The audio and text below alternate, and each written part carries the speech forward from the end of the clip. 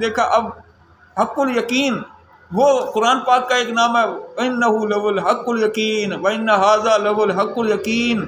اللہ تعالیٰ نے قرآن پاک میں بار بار فرمایا کہ یہ حق الیقین ہے، یہ حقیقی اور اصلی یقین پیدا کرنے والی کتاب ہے۔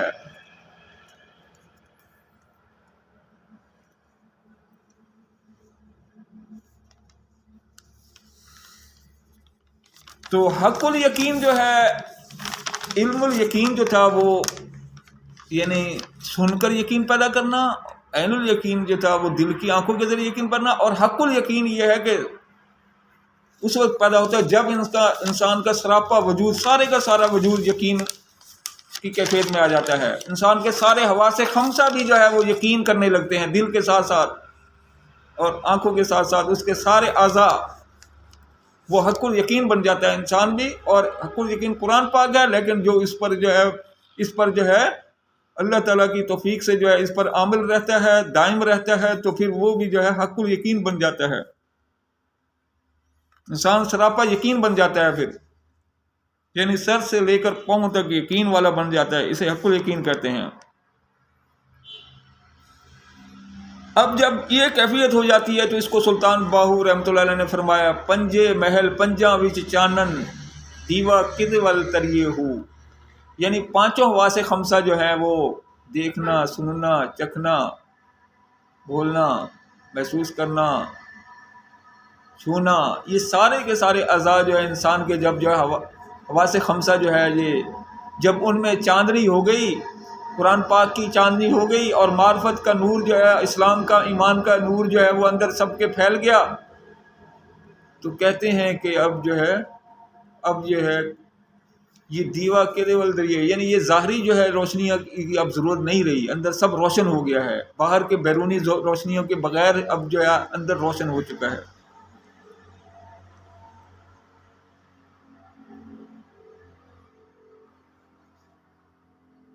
جب رات کی آغوش سے جب یہ ہے ہم نے یہ پہلے رات کی آغوش سے بھاگنے والوں میں ثابت کیا تھا کہ قرآن کریم کا نور جب دل سے خون کی گردش کے ذریعے پورے جسم میں پھیل جاتا ہے تو پھر جو ہے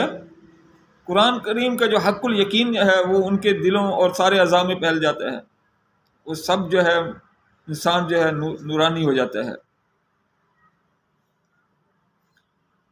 اور پھر انگارہ خاکی جو ہے، اس کے بارے میں جو ہے اقبال رحمۃ اللہ نے فرمایا تھا، جب اس انگارہ خاکی میں ہوتا ہے ذوق یقین پیدا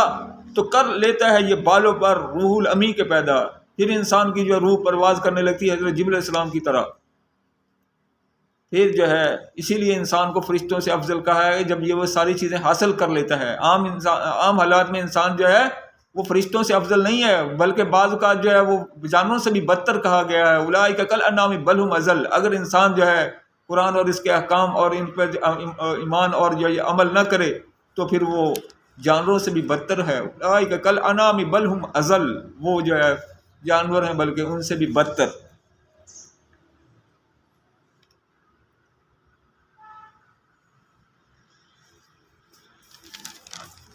جب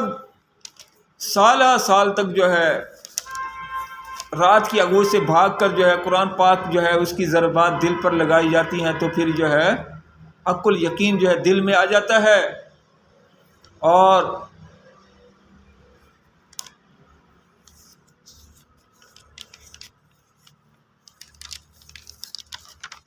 اب کہیں گے یہ کچھ زیادہ نہیں ہو گیا سالہ سال تک جو ہے رات کی آغوش سے بھاگ کر؟ جی ہاں، سالہ سال تک ہم نے یہ اپنی طرف سے نہیں کہا، بلکہ 5 سال سے لے کر 40 سال تک جو ہے کا عرصہ جو ہے ہم نے جب تاریخ کے اوراق پر نظر ڈالی تو پتہ چلا کہ 5 سال سے لے کر 40 سال تک جو ہے لوگوں نے جو ہے اپنے دل پر جو ہے وہ اس کو دھڑکن قرآن پاک کو بنانے میں لگائی، تب جا کے جو ہے حق الیقین حاصل ہوا۔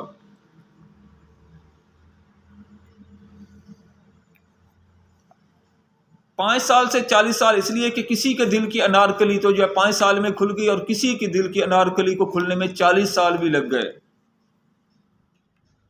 آپ یہ کہیں گے کہ یہ کچھ زیادہ نہیں ہو گیا؟ ارے نہیں بھائی، یہ تو بہت کم ہے۔ اچھا مجھے بتائیں کہ فانی دنیا کی پی ایچ ڈی حاصل کرنے میں کتنے سال لگتے ہیں؟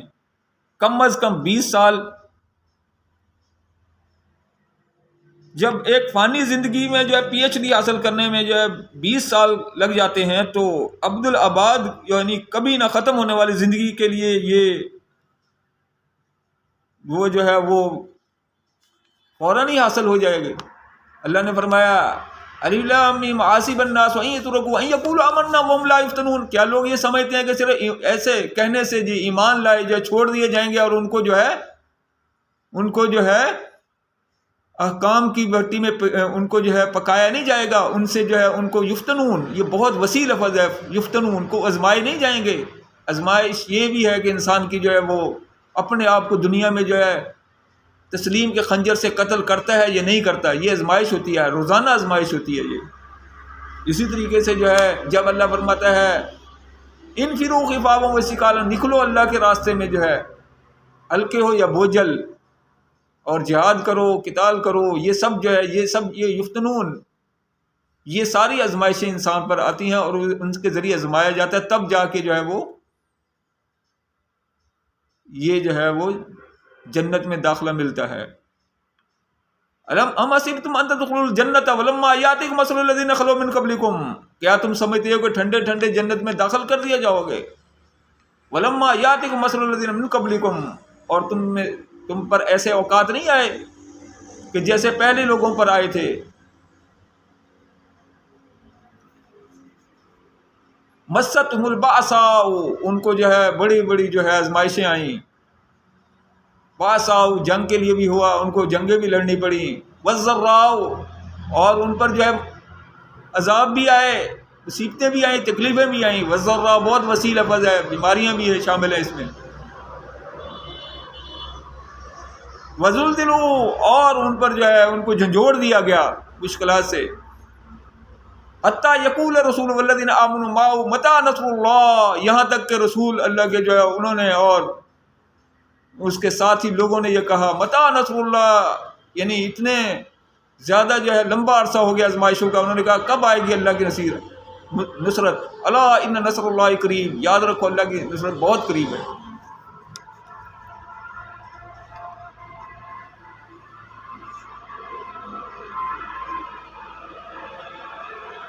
تو یہ جو کیفیت ہے بار بار قرآن پاک پڑھنا اور اس کو جو ہے اپنے دل جو ہے اس میں جو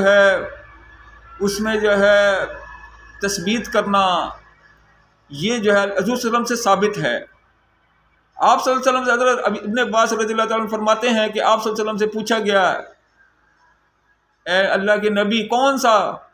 عمل افضل ہے؟ آپ نے فرمایا حال المرتحل، حال المرتحل، حال المرتحل۔ انہوں نے اس شخص نے پوچھا کہ یا رسول اللہ حال المرتحل کیا ہے؟ آپ صلی اللہ علیہ وسلم نے فرمایا کہ قرآن پاک جو ہے وہ جو ہے صاحب القرآن کہا۔ صاحب القرآن یعنی بار بار قرآن پڑھنے والوں کو آپ نے صاحب القرآن فرمایا۔ صاحب القرآن جو ہے وہ قرآن پاک کو شروع سے پڑھنا شروع کرے اور آخر میں ختم کر کے دوبارہ پھر جو ہے دوبارہ شروع کر دے۔ کلما حل ارتحل، جب وہ ختم کرے تو دوبارہ پھر ارتحل، پھر دوبارہ پیچھے سے شروع کر دے، یعنی علم سے دوبارہ شروع کر دے، علم سے شروع کرے والناس تک جائے، پھر والناس کے بعد پھر علم کی طرف آ جائے۔ اس کو آپ صلی اللہ علیہ وسلم نے فرمایا حال المرتحل، یہ آپ کی دی ہوئی اصطلاح ہے، اور یہی اصطلاح جو ہے انسان جو استعمال کرتے ہیں وہی جو ہے حق الیقین تک پہنچتے ہیں۔ حق الیقین پر پہنچنے کا یہ آپ صلی اللہ علیہ وسلم نے طریقہ بتایا۔ تمنا ہے خادم کی یہی کبھی یہ آس پوری ہو، شروع علم سے ہو کر کبھی والناس پوری ہو، لیکن حال المرتحل تو ایسا ہی ہوتا ہے کہ کبھی بھی اس کی والناس تک پوری نہیں ہوتی، کیونکہ وہ درمیان میں ہی کہیں اس کو موت آ جاتی ہے، کیونکہ وہ جو ہی والناس تک پہنچتا ہے دوبارہ الحمدللہ شروع کر دیتا ہے، تو ظاہر اب موت تو اس کو درمیان میں ہی کہیں آئے گی، والناس پوری نہیں ہوگی اس کی کبھی بھی۔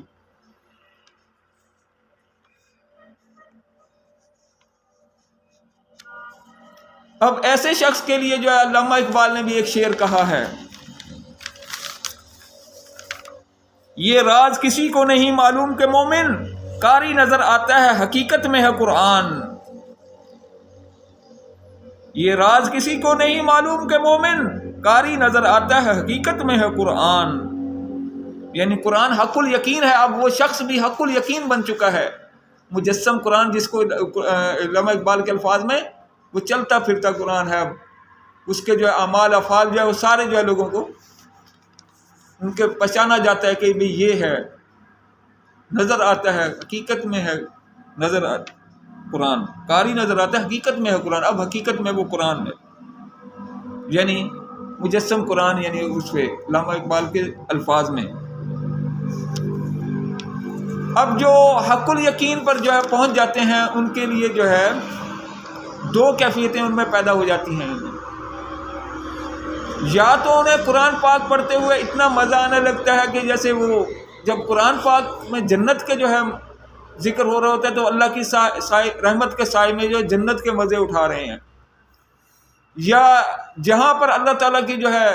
قہر کی تجلی ہوتی ہے یا جہنم کا ذکر آتا ہے تو پھر وہ لوگ جو ہے یا بے ہوش ہو جاتے ہیں قرآن پڑھتے یا سنتے ہوئے، یا اس دنیا سے جو ہے چلے جاتے ہیں، شہید ہو جاتے ہیں قرآن پاک پڑھتے ہوئے۔ یہ کوئی الفاظ، یہ صرف ایسے باتیں نہیں ہیں بلکہ عملاً ایسے بہت ہو چکا ہے دنیا میں۔ مثلا امام قرطبی رحمۃ اللہ علیہ جو ہے اپنی تفسیر میں فرماتے ہیں کہ سہل بن عبداللہ رحمۃ اللہ علیہ نے جو ہے وہ نماز عشاء کی امامت کرائی، اور جب وہ یہاں پر پہنچے وَسَقَاهُمْ رَبُّهُمْ شَرَابًا طَهُورًا، اور ان کا رب انہیں جو ہے شراباً طہور یعنی پاکیزہ شراب پلائے گا، تو اپنے منہ اور ہونٹوں کو جو ہے ایسے حرکت دینے لگے جیسے کچھ پی رہے ہوں۔ جب نماز ختم ہوئی تو انہوں نے ان سے پوچھا گیا کہ آپ یہ قرآن کی تلاوت کر رہے تھے، قرات کر رہے تھے یا کچھ پی رہے تھے؟ انہوں نے کہا خدا کی قسم اگر مجھے جو ہے یہ اس میں جو ہے پینے کا مزہ نہ آتا تو میں کبھی بھی یہ سورہ شروع نہ کرتا، یعنی سورہ دہر۔ اسی طریقے سے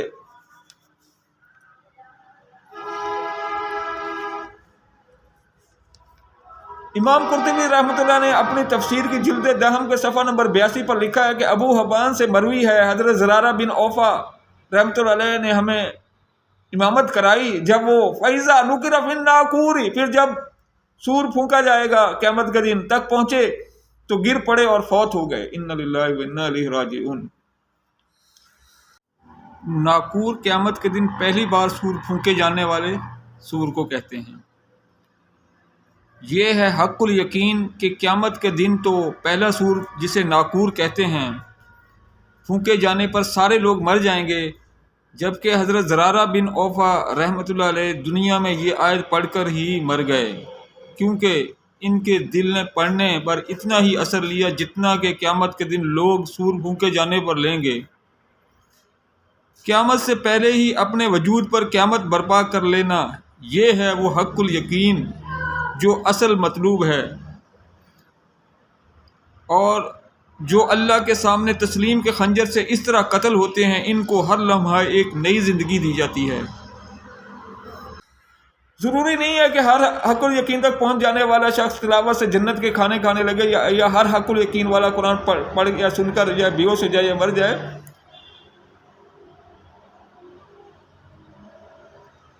لیکن حق الیقین پر پہنچ جانے والا کم از کم علامہ اقبال کے اس شعر کا مصداق ضرور بن جاتا ہے، یہ راز کسی کو نہیں معلوم کہ مومن قاری نظر آتا ہے حقیقت میں قرآن۔ اب قرآن پاک پڑھ کر جو ہے یہ بے ہوش ہو جانا یہ کوئی ناممکن بات نہیں ہے۔ اگر اللہ تعالیٰ کی تجلی جو ہے وہ دیکھ کر جو ہے پہاڑ ریزہ ریزہ ہو سکتا ہے، جیسے اللہ نے فرمایا فَلَمَّا تَجَلَّى رَبُّهُ لِلْجَبَلِ جَعَلَهُ دَكًّا وَخَرَّ مُوسَىٰ صَعِقًا، جب اس کے رب نے حضرت موسیٰ علیہ السلام کے رب نے جو ہے پہاڑ پر تجلی کی تو پہاڑ کو ریزہ ریزہ کر دیا، اور وَخَرَّ مُوسَىٰ صَعِقًا، اور حضرت موسیٰ علیہ السلام بے ہوش ہو کر گر پڑے۔ تو جب حضرت موسیٰ علیہ السلام جو ہے اپنے رب کی تجلی دیکھ کر جو ہے ان کی ذات کی تجلی دیکھ کر جو ہے وہ بے ہوش ہو سکتے ہیں اور پہاڑ ریزہ ریزہ ہو سکتا ہے، تو انسان جو ہے وہ قرآن پڑھ کر کیوں بے ہوش نہیں ہو سکتا اور کیوں نہیں مر سکتا؟ کیونکہ اللہ تعالیٰ نے یہاں تک فرمایا کہ قرآن پاک کے بارے میں لو انزلنا هذا القرآن على جبل لرأيته خاشعا متصدعا من خشية الله، اگر ہم اس قرآن پاک کو لو انزلنا ھذا القرآن، اگر ہم اس قرآن پاک کو نازل کر دیتے علی جبل، ایک پہاڑ پر، لرأیتہ خاشعا متصدعا من خشیۃ اللہ، تو دیکھ لیتا کہ وہ پہاڑ جو ہے اللہ کے خوف سے جو ہے متصدعا من خشیۃ اللہ، وہ جو پھٹ جاتا، دب جاتا، پھٹ جاتا۔ اللہ اکبر، ایسی جلالت والی کتاب، اور جب وہ اس کا قرآن دل پر اثر ہوگا تو کچھ بھی ہو سکتا ہے۔ لیکن یہ سب جو ہے وہ انسان کو ابدی زندگی دے سکتا ہے، یعنی حق الیقین جو ہے، اللہ تعالیٰ سے دعا ہے کہ وہ قرآن پاک کے ذریعے جو ہے یہ علم الیقین سے حق الیقین کا سفر ہر مسلمان کو نصیب فرمائے۔ باقی جو ہے اس کے قرآن پاک جو ہے اس کے یقین کے کیا، اس کی شاخیں اور اس کے ثمرات کیا ہیں، وہ انشاءاللہ ہم اگلے میلاد میں کرنے کی کوشش کریں گے انشاءاللہ تعالیٰ، انشاءاللہ العزیز۔